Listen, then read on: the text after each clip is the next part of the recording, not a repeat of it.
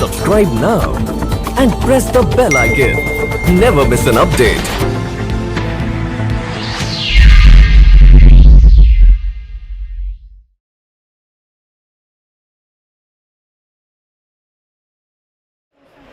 Sexual offences, harassment से, offences से, तो इस वर्ड से तो ये पता चल गया कि किस चीज़ का एक्ट है।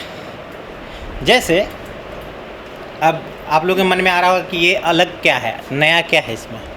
तो नया ये है, इसमें बता देता हूँ कि जैसे आप रोड पे चलते हैं और लिखा रहता है कि कार वालों के लिए मैक्सिमम स्पीड 70 है और ट्रक वालों के लिए 50 है, लेकिन बाइक वालों के लिए अगर बाइक वाला 100 की स्पीड में चल रहा है तो उसके लिए कोई नियम नहीं है ना। पुलिस पकड़ता है उसको? नहीं पकड़ता, क्योंकि है ही नहीं। तो जो पहले 354, 377, 376 ये सब जो एक्ट था, ये सब जो आईपीसी है, इंडियन पिनल कोड, इस एक्ट के तहत उनको सज़ा होती है जो सेक्सुअल एक्टिविटी में हैरेस करते हैं किसी को, ठीक। लेकिन उसमें ये कवर नहीं था कि अगर बच्चों के साथ करें तो क्या होगा, पहले एक एक्ट था जिसको गोवा एक्ट बोलते हैं, लेकिन उसमें क्लियरली नहीं था। गोवा एक्ट इसलिए बना था कि गोवा में बहुत सारे टूरिस्ट आते हैं। अब वो अलग अलग कंट्रीज से आते हैं, टूरिस्ट प्लेस है वो। अब गोवा एक्ट इसलिए बनाया गया था कि जो टूरिस्ट आते थे तो वहाँ के लड़कियों के साथ, वहाँ के बच्चों के साथ मिसबिहेव या मजाकिया अंदाज जो हमारे संविधान में नहीं है, वहाँ का थोड़ा अलग रूल है, ओपनली रहते हैं, ये वो थोड़ा सा हमारे में नहीं है, तो वहाँ के लिए बना हुआ था। लेकिन उसमें सारे नियम कानून को नहीं डाला गया था।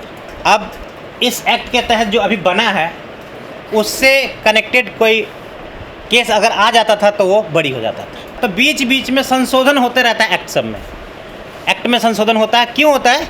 क्योंकि जो अननेचुरल थिंग है वो जब सामने आता है तब जाके होता है। जैसे पहले बनाया गया था कि मर्दों के द्वारा औरतों के साथ ऐसा करने पे ऐसा, लेकिन मर्दों के द्वारा मर्दों के साथ करने पे क्या, फिर संशोधन हुआ, फिर बनाया गया कि ठीक है मर्दों के साथ मर्दों का भी, तो हाँ ठीक है, वो भी 377 के एक्ट में लागू होगा, क्योंकि वो भी एक तरीके का रेप है, ठीक।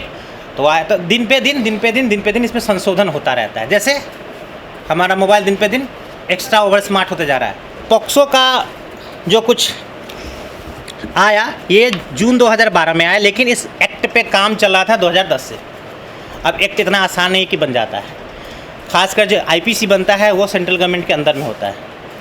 पार्लियामेंट में सत्र के दौरान इस पर बहस होगी, इसके ऊपर डॉक्यूमेंटेशन किया जाएगा, है ना, इसको ट्रायल बेसिस पर रखा जाएगा। जब ये सब कुछ हो जाएगा तब इसको पारित करेंगे। उसमें भी पूरे ऑल ओवर इंडिया में इसको लागू करते 6 महीने 7 महीने लग जाएगा।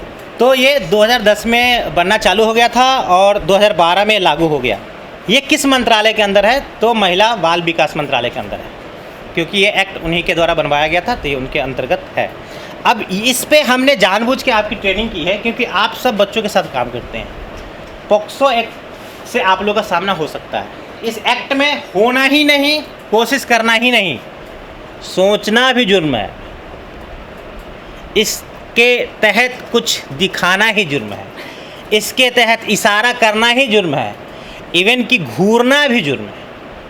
प्राइवेट पार्ट्स के सामने आप घूर रहे हैं, लगातार आप घूरे जा रहे हैं, कुछ गंदा शो कर रहे हैं, उसको कुछ इस तरीके का शो कर रहे हैं जैसे आप अपने प्राइवेट पार्ट्स को छू के उसको दिखा रहे हैं, तो ये सब इसमें दिया हुआ है। तो इस तहत यही नहीं आपको करना है कि हाँ उसके साथ हुआ है या कोशिश हुआ है, वैसा ही नहीं। कोई कह रहा है, कोई दीदी मुझे ना वो लड़का या वो अंकल वो चाचा मुझे बिस्किट देने के लिए अपने कमरे में बुला रहे थे, मुझे पेंसिल देने के लिए अपनी दुकान में बुला रहे थे, इस तरीके का भी एक्ट पॉक्सो एक्ट में है। उन पे चार्जेस लगेगा, वो अंदर जाएंगे। और इसमें नॉन बेलेबल है, इसमें कोई बेल नहीं ले सकता है। इसमें कुछ जो हीनियस ऑफेंसेस है उसमें 16 साल की ही सजा है, और पीटी में अब 16 और 18 क्यों लिखा हूं? इस केसेस में किसी ने हीनियस क्राइम किया है तो वो अगर मान लीजिए कि अपने आप को कह रहा है कि मैं बच्चा हूं तो 16 साल में ही बच्चा काउंट होगा, 18 साल पे काउंट नहीं होगा। छोटे मोटे चीज़ों में वो 18 साल पे काउंट होगा। समझ में आया जो मैंने बोला? अगर नहीं समझ में आया तो उदाहरण देता हूँ। 2012 में जो कांड हुआ था उसमें जो बच्चा था वो 16 साल का था, जिसने निर्भया केस में, जिसने गुप्तांग में शीशा, आयरन रॉड ये सब जो डाला था, तो उसमें जजमेंट आया था कि ये भली भांति ग्रो कर चुका है, मेंटली ग्रो अप है, ये इसको बच्चा हम नहीं मानते हैं। तो उस एक्ट में डाला गया जो हीनियस क्राइम होगा, है ना, हीनियस क्राइम, क्रूर, उसमें आप 16 साल में ही व्यस्त हो गया। पॉक्सो एक्ट की आवश्यकता क्यों पड़ी हमें? क्योंकि वर्ल्ड में जो बच्चों की संख्या है वो हमारे पास ज़्यादा है। लोग पढ़े लिखे नहीं हैं। यहाँ तो बहुत लोग अवेयर हैं। दिल्ली जैसे शहरों में, मुंबई जैसे शहरों में, या जितनी मेट्रो सिटीज़ है, आप गांव में चले जाओ, उनके साथ बहुत दुर्व्यवहार हो जाता है, रेगुलर होता रहता है, डेली होता रहता है, लेकिन उनको ये पता ही नहीं कि हमें करना क्या है। अगर पता है तो जिनको बताने जाते हैं वो भी इलिटरेट है, उनको भी नहीं पता है कि ये बता तो रहा था हमें करना क्या, तो गॉसिप का पार्ट बन जाते हैं। तो हमारे देश में इस एक्ट की बहुत ही ज़्यादा ज़रूरत थी, और ये एक्ट आने से लोगों में भय हो गया। लोग डरते हैं इस एक्ट से। नहीं तो पहले घर के लोग, अपने लोग ही अपने रिलेटिव्स के साथ, अपने भाई भतीजा और किसी और के साथ ये सब दुर्व्यवहार और गलत व्यवहार करते थे। इसमें 3 तरीके के एक्ट काउंट होते हैं, 375, 354, 377 और एक नया ऐड हो गया 376। ये सारे बलात्कार के एक्ट हैं। इसमें अलग अलग है, जैसे महिला के द्वारा महिला, पुरुष के द्वारा महिला, महिला के द्वारा पुरुष, बच्चों के द्वारा वयस्क, वयस्क के द्वारा बच्चे, ये सब है एक्ट में। जैसे आपको ये रेप लगता होगा तो रेप आपके दिमाग में सीधा आता होगा कि किसी मेल ने किसी फीमेल के साथ कुछ किया होगा, ठीक? वैसा नहीं है, कोई फीमेल भी मेल के साथ कर सकता है ज़बरदस्ती। बच्चों के द्वारा वयस्क और वयस्क के द्वारा बच्चे, औरत के द्वारा औरत। तो ये कभी भी नहीं सोचना चाहिए कि जेंट्स के द्वारा ही फीमेल या वयस्क के द्वारा बच्चे, उसमें दोनों तरफ का हो सकता है, इसलिए इन सारे एक्ट को डाला गया इसमें। अब इसकी विशेषताएं क्या क्या है? तो इसकी विशेषता है पॉक्सो का कि ये 18 साल से नीचे के सभी बच्चे या बच्चियों पे लागू होता है। लागू क्या मतलब कि इससे नीचे अगर मैं हूँ, मेरे साथ कुछ हुआ है, तभी पॉक्सो एक्ट लगेगा, नहीं तो फिर वयस्क वाला एक्ट लगता है 354, 377, 376, 385। इस पे जब हम 18 साल से नीचे है, जो बच्चों के साथ अब काम कर रहे हैं उनके साथ। इसकी विशेषता ये है कि अगर कोई बच्चा कंप्लेंट कर, या बच्चे के बिहाफ पे आप कंप्लेंट करते हैं, इसमें क्विक एक्शन होना है, क्विक एक्शन। इसमें कुछ भी ये नहीं कि हाँ अच्छा ठीक है हम पुलिस को और जमादार को भेजते हैं, अच्छा आईओ को हम भेजते हैं, अच्छा एसआई को भेजते हैं, ऐसा कुछ नहीं है। क्विक एक्शन होता है तुरंत। जब आप 100 नंबर को कॉल करते हैं, 100 नंबर आके वेरीफाई करता है कि हाँ ऐसा है, तुरंत लोकल थाना को इंटीमेट करता है, लोकल थाना से जुवेनाइल पुलिस आती है। ये ध्यान रखना। अगर आप ये बोलेंगे कि किसी लड़की के साथ तो फीमेल पुलिस आएगी, और बताएंगे कि हाँ किसी लड़के के साथ तो मेल आएगा जो जुवेनाइल पुलिस होता है। जुवेनाइल पुलिस कहने का मतलब है कि उनको स्पेशली इस एक्ट पे ट्रेनिंग दिया हुआ रहता है कि आपको करना क्या है। उसमें जो पुलिस आएगा उसको वर्दी नहीं पहन के आना है, ठीक है, आर्म्स नहीं लेके आना है। दूसरा कि उनको बच्चों के साथ मिसबिहेव तरीके से नहीं बात करना है कि हाँ तू कहाँ गई थी या तू कहाँ थी उस टाइम, ऐसा नहीं करना है। वो जो बोल रहे हैं उसको आपको नोट डाउन करना है, ठीक। हैरेसमेंट एक भी तरीके का नहीं होना चाहिए कि आप थाने आ जाना, ठीक है, या हम अभी जा रहे हैं जब हम बुलाए तब आना है, उसमें ऐसा नहीं होता है। जहाँ बच्चे या बच्चियाँ होती है वहीं पे पुलिस वाले को जाना है, बच्चा बच्ची कहीं नहीं जाएगा, ठीक। इसमें उसके नाम जितने भी आइडेंटिटी होती है उसको छुपाना होता है, वो नहीं डालना होता है उसको। मीडिया में बिल्कुल नहीं आना चाहिए, न्यूज़ में बिल्कुल नहीं आना चाहिए, पेपर में बिल्कुल नहीं आना चाहिए। इसकी आइडेंटिटी का देखभाल उस पुलिस को करना है, ठीक। इस एक्ट के तहत जजमेंट बिल्कुल क्लियर होनी चाहिए, ये नहीं कि हाँ ऐसा है वैसा है, या तारीख पे तारीख दे रहे हैं, तारीख पे तारीख दे रहे हैं। मजिस्ट्रेट को भी हिदायत होता है कि आप अच्छे तरीके से उनके साथ पेश आए। किन के साथ? जो 18 साल से नीचे है, जिनके साथ ये घटना दुर्घटना हुई है, उसमें आपको अच्छे तरीके से पेश आना है। जैसे होता है ना कभी कभी जज ही चिल्ला पड़े, हाँ तुम क्या कर रहे थे वहाँ पे जब ऐसा हो रहा था, ऐसा बिल्कुल नहीं तो वो भी जाएंगे।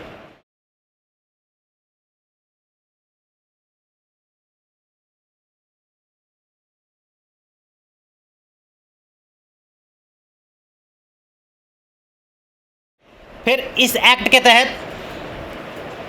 ये देखा जाता है कि जैसे मान लीजिए कि कोई बच्चा है और वो नहीं बोल पा रहा है, मेंटली एबल्ड है ना, फिजिकली एबल्ड है, कहीं नहीं आ जा सकता है, नहीं बोलने लायक है, तो निशानदेही के आधार पे उसकी गिरफ्तारी होगी, चाहे जिसके साथ। अगर वो निशान भी नहीं दे रहा है तो आसपास जैसे पूछा जाता है ना कि ये बच्चा लास्ट टाइम किसके साथ था, किसके पास गया था, तो उस निशान पे आपकी गिरफ्तारी हो सकती है कि आप लास्ट टाइम में उस बच्चे के साथ देखे गए थे तो आप ही हैं, चलो इस तरीके से आपकी गिरफ्तारी हो सकती है। कुछ चीज़ें इसमें और है, जैसे बच्चों के सर्वोत्तम हित, जैसे प्राथमिक विचार बच्चे समाज से पूर्ण विकास होना चाहिए। लाइक जैसे मैंने बोला कि समाज में एक होता है ना कि अरे ये तो रेपिस्ट है, ये तो वैसा है ना, तो उस तरीके की कोई बात नहीं होनी चाहिए। इसका ध्यान पुलिस वाले को रखना है। सम्मान और करुणा का भाव रखना है, किनको? पुलिस वाले को भी और कोर्ट को भी। बच्चे के तहत भेदभाव का सुरक्षा का अधिकार, इसमें जैसे भेदभाव नहीं है, इसमें सेम सज़ा लड़कियों के लिए भी और सेम सज़ा लड़कों के लिए भी है। पहले वाला जो एक्ट था उसमें अलग अलग था। सूचना प्राप्त करने का अधिकार, जैसे सूचना प्राप्त करने का मतलब ये है कि बच्चे को ये पूरा अधिकार है कि वो कोर्ट से पूछ सके कि हाँ जी साहब हमारे केस में क्या हो रहा है, ठीक है। वैसे के केस में ऐसा नहीं है। आपको अगर जानकारी चाहिए कि आपके केस में क्या हो रहा है तो आप अपने एडवोकेट से बात कीजिए, वो बताएगा। इस केस में है कि वो डायरेक्टली अपने मजिस्ट्रेट से, क्योंकि चाइल्ड फ्रेंडली कोर्ट होता है, वो डायरेक्टली पूछ सकते हैं कि हाँ साहब हमारे केस में क्या हो रहा है या क्या हुआ है या क्या होगा। सुनने और विचार और चिंता करने का अधिकार, प्रत्येक बच्चे अपने कोर्ट की सुनवाई को सुनने का अधिकार रखते हैं और उसमें चिंता व्यक्त करने का अधिकार रखते हैं। निजता का अधिकार, जैसा मैंने बताया कि आइडेंटिटी उनका बिल्कुल गोपनीय रखना है, उसको आप लीक नहीं कर सकते हैं। मुआवजे का अधिकार, मुआवजे का मतलब है कि आपका उस एक्ट में नाम आया है या मान लीजिए कि वो केस झूठा है लेकिन उसके कारण आपकी बहुत बदनामी हुई है और आपका बहुत समय बर्बाद हुआ है या आपकी इज्जत पे पड़ी है, तो आपको मुआवजा मिल सकता है या उस बच्चे को मुआवजा मिल सकता है जिसकी हानि हुई है, जिसकी क्षति हुई।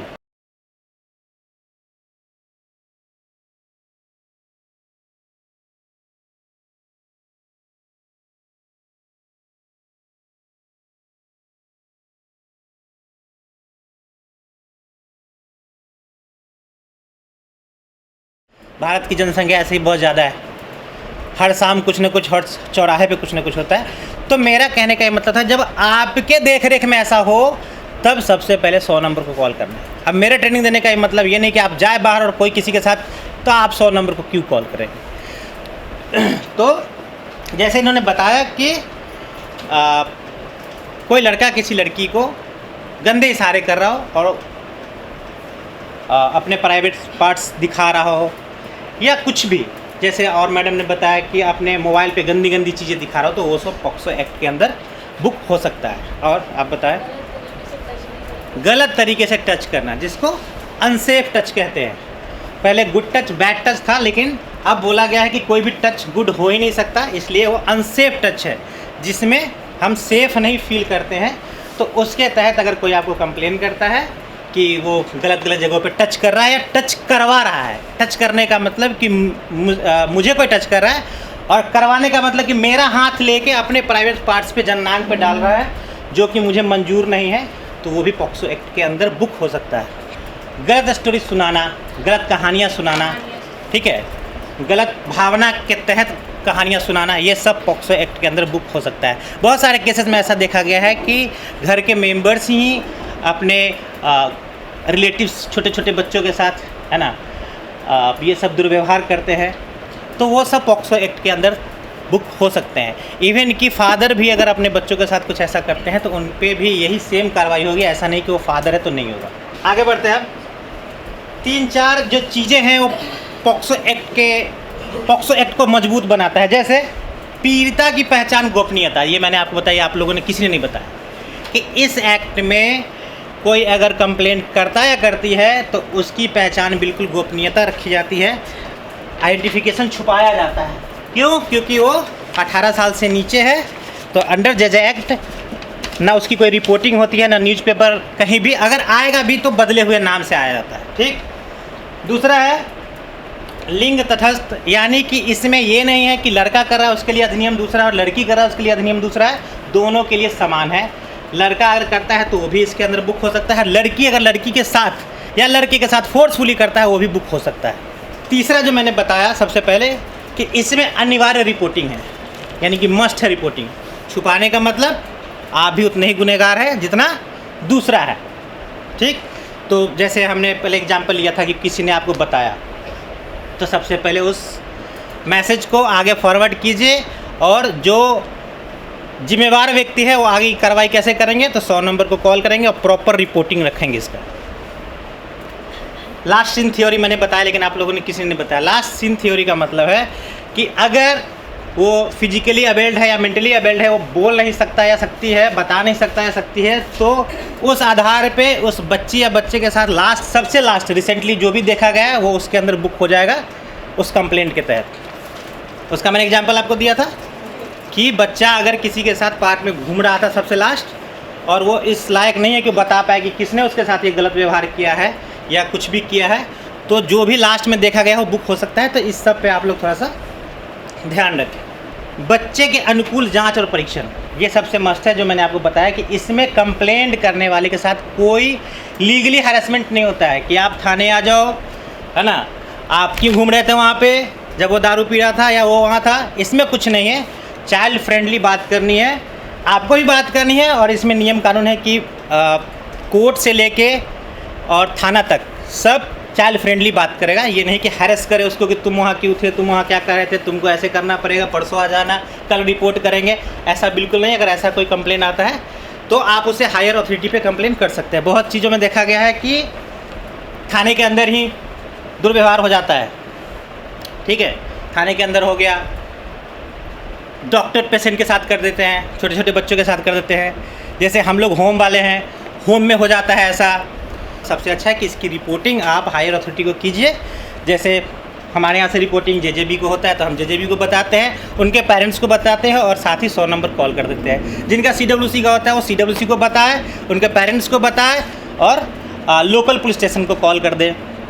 इसमें फिर आपके ऊपर कुछ नहीं आता है। अगर तुरंत वाली बात है कि हाँ कल हो गया है, परसों हो गया है, तो आप तुरंत ही 100 नंबर को कॉल करें, बच्चा मेडिकल जांच के लिए जाएगा। जब तक ये हो तो बच्चा का कपड़ा धुलना उलना नहीं है, बच्चे को कहीं बाहर आने जाने ना दे, बच्चे को नहाने ना दे, क्योंकि ये सब रिपोर्टिंग का पार्ट है, वो टेस्ट करते हैं। कुछ चीज़ें मैंने और आपको बताई थी कि जो पुलिस होगा वो जुवेनाइल पुलिस होगा, जिसको इस बात की ट्रेनिंग दी गई है कि आप जुवेनाइल्स के साथ कैसे ट्रीट करें। दूसरा ये कि वो वर्दी में नहीं होना चाहिए। कभी कभी क्या होता है, जैसे हमारे यहाँ हैं तो हमने उनको चेंजिंग रूम नहीं दे रखा है, तो पुलिस वाले बाहर से आते हैं तो आ सकते हैं। बहुत सारे होम्स पे चेंजिंग रूम दिया हुआ है कि वो अपने असला वहाँ पे जमा कर सकते हैं, अपना वर्दी वहाँ पे चेंज कर सकते हैं, तब उसको लेके कोर्ट जाएंगे।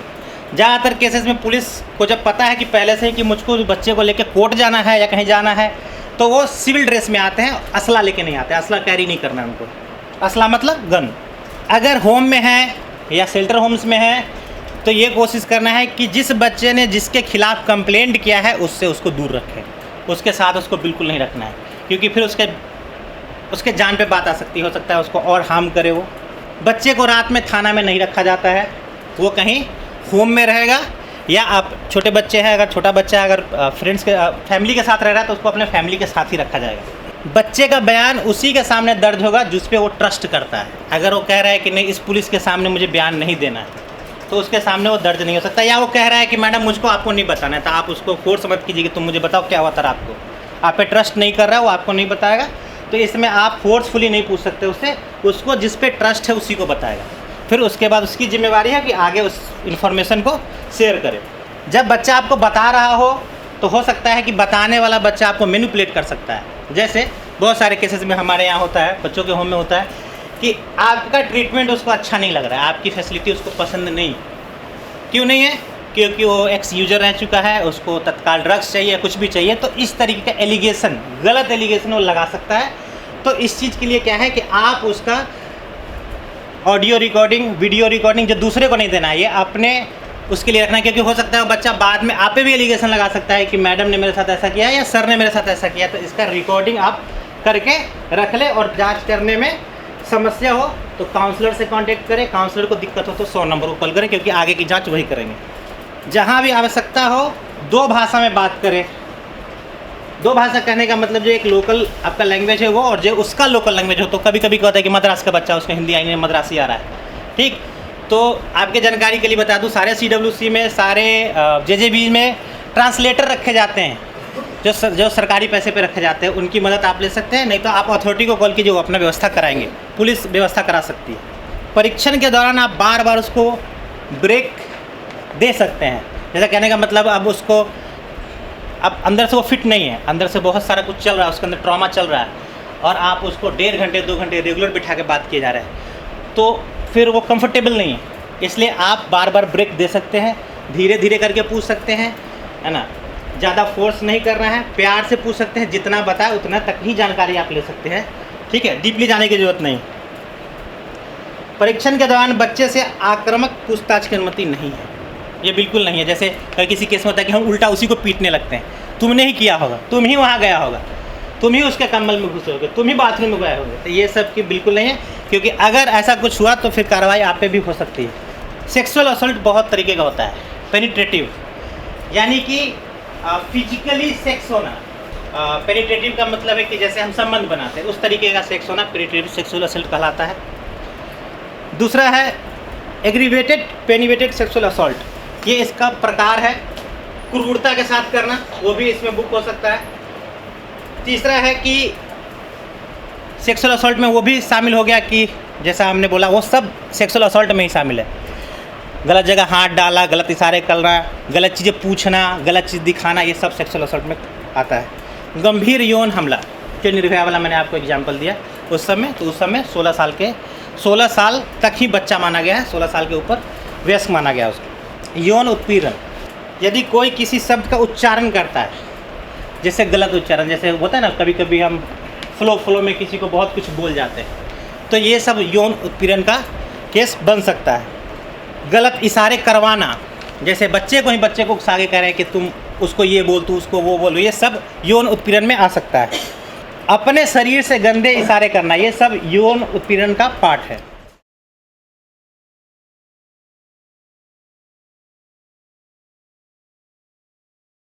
नया चीज़ इसमें ऐड हुआ है, पोर्नोग्राफी ना। जैसे मैंने बताया कि बीच में इस अधिनियम में, इस एक्ट में बदलाव होते रहते हैं, तो इसमें धीरे धीरे नई चीज़ों को जोड़ा गया है। जैसा दो तीन चीज़ें मैंने बताया कि बच्चा से बच्चा, यानी कि मेल टू मेल था, पहले मेल टू फीमेल था, अब मेल टू मेल है, अब फीमेल टू फीमेल भी है इसमें, ठीक।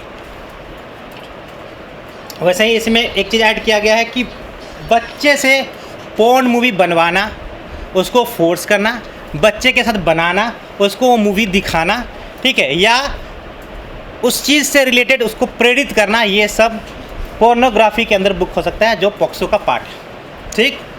बहुत सारी चीज़ें क्लियर हो गई। अगर आपके दायरे में, जहाँ पे आपकी जिम्मेवारी बनती है, उस वहाँ पे कुछ हो तो आप अपने सीनियर से बात करें, आप उनको रिपोर्ट करें। जहाँ पे आपकी जिम्मेवारी है वहाँ पे आप लिखित रिपोर्ट या कंप्लेंट आगे अथॉरिटी को कर सकते हैं, जो कि है आपका 100 नंबर कॉल आप कर सकते हैं, उसका आपकी कोई जिम्मेवारी नहीं, ठीक। वैसे ही मैंने बताया कि अगर महिलाओं के साथ कोई दुर्व्यवहार हो रहा है तो आप 181 पे कॉल कर सकते हैं। इसमें क्या है कि आप देख रहे हैं कि पड़ोस में कुछ हो रहा है, तो इसमें भी आप कर सकते हैं, 181 को कॉल करेंगे तो वो अपना जो भी होगा उसका। 2 चीज़ें हैं पॉक्सो एक्ट की देखभाल के लिए, कुछ कमेटियाँ बनाई गई है, जिसमें NCPCR है, national commission for protection of child rights, जो बच्चों के अधिकार की देखभाल करता है। वैसे ही हर स्टेट वाइज ये कमीशन बनाया गया है, जो इनके अधिकारों की देखभाल बहुत अच्छे से करता है। तो बीच में वहाँ से हम लोग को ट्रेनिंग भी होती है, आप लोग इसमें काम करें तो आगे भी ट्रेनिंग होगी। वहाँ से लोग भी आते हैं, देखने आते हैं, सरप्राइज विजिट करने आते हैं। तो ये सब जो कमेटियाँ हैं, ये बच्चों के अधिकार की देखभाल करती हैं कि स्टेट में बच्चों के जो राइट्स है उसको फॉलो किया जा रहा है या नहीं किया जा रहा है। जैसा पहले बताया कि मेट्रो सिटीज़ में तो ये सब बहुत अवेयर है, लेकिन गांव में, रूरल्स एरियाज़ में कंप्लेन करने के बाद भी नहीं सुनते हैं, जिससे वो बात करते हैं कंप्लेन करने के लिए, वो भी उसको इग्नोर कर देते हैं। तो चीज़ों को हमें दबाना नहीं है। और आप ये मान लीजिए कि जहाँ पे आपका दायरा है और आपने आगे कंप्लेन कर दिया तो आपको कुछ नहीं होना है। होगा कब? जब आपको कोई कंप्लेन कर रहा है या कर रही है और आपने उस चीज़ को दबा दिया। तो अब आप इस चीज़ से अवेयर है कि चीज़ों को इग्नोर नहीं करना है, ठीक। और मैं इसलिए बोला कि 100 नंबर कॉल कर दें कि जैसा बच्चा आपके साथ मजाक भी कर सकता है इस तरीके का, एक बच्चा किसी को पीट दिया इसके लिए भी कर सकता है, तो पुलिस को आने दीजिए, वो अपना कर लेगा जो उसको करना होगा। ज़्यादातर केसेस में होम्स में देखा गया है कि बाहर का बदला लेने के लिए बच्चे उस पर झूठ मूठ का वो लगा देते हैं। अगर स्टाफ कुछ बोल रहा है, कुछ समझाने की कोशिश कर रहा है या स्टाफ से नहीं बन रहा उस बच्चे का, तो झूठ मूठ का कंप्लेन कर सकता है उसका, तो उसमें कुछ नहीं करना है। उसमें 100 नंबर को आने दीजिए, 100 नंबर लोकल थाना को इंटीमेट करेगा, वहाँ से जुवेनाइल पुलिस आएगी तो वो अपना कर लेगा जैसा होगा। कंप्लीट हो गया।